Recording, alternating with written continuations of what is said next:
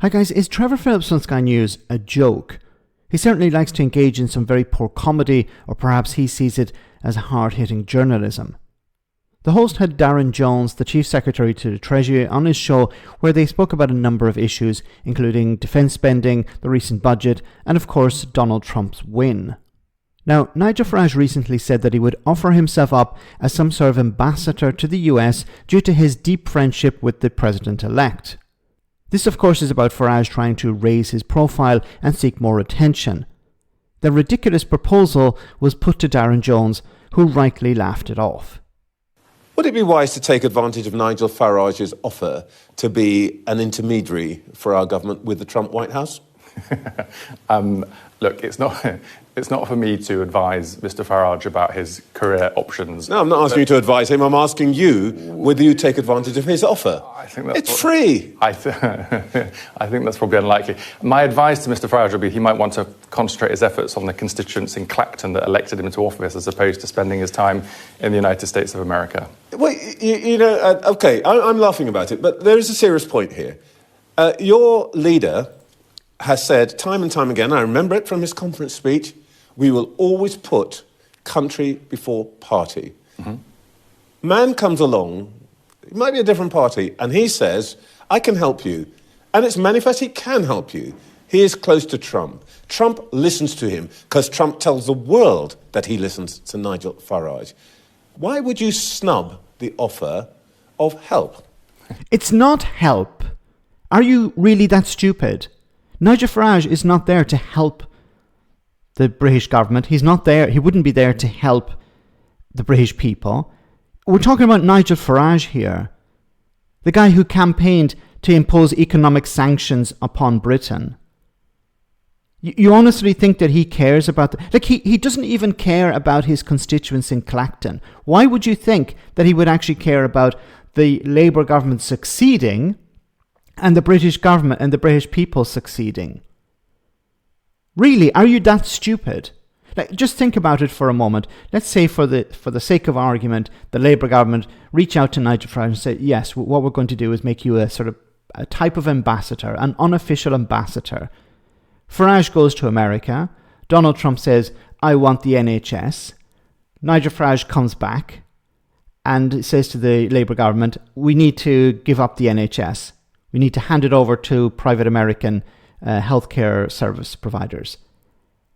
And what does the Labour government? Well, they say, no, we're not going to do that.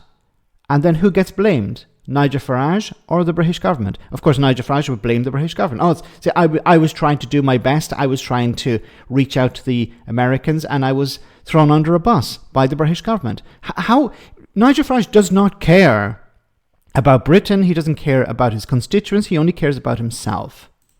That's a help for the country, unless you're putting now your party's interests and dislike of Mr. Farage before the country's interests. Well, I'm sure Mr. Farage will be pleased you're making the case for him. I mean, look, the counterfactual here is that we do not have influence and we do not have relationships. That's just not true. Karen Pierce, our ambassador in the United States, the team, the foreign secretary, people that work in government here in Westminster have got relationships with President-elect Trump, Vice President-elect. Yeah, but none of them gets invited to Mar-a-Lago. None of them gets photographed in Trump Tower.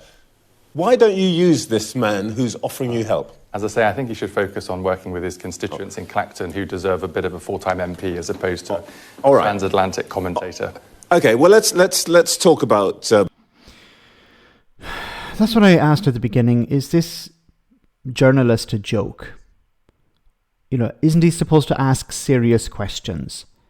The idea of Nigel Farage becoming some sort of ambassador to the US is a joke. Farage does not care about the British people, and he certainly doesn't care about a Labour government succeeding because he's from another party. Now, would it be a bad idea to use an ex-politician as an ambassador? No, there's no problem there. But why would Labour choose somebody who's running in a party in opposition to Labour as some sort of ambassador? Because let's say, for the sake of argument, once again, Farage becomes ambassador and works out a wonderful trade deal.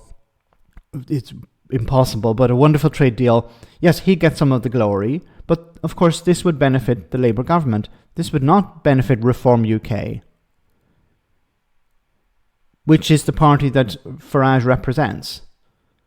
Now, once again, I don't think Farage actually cares about the British people. He doesn't even care about his own constituents.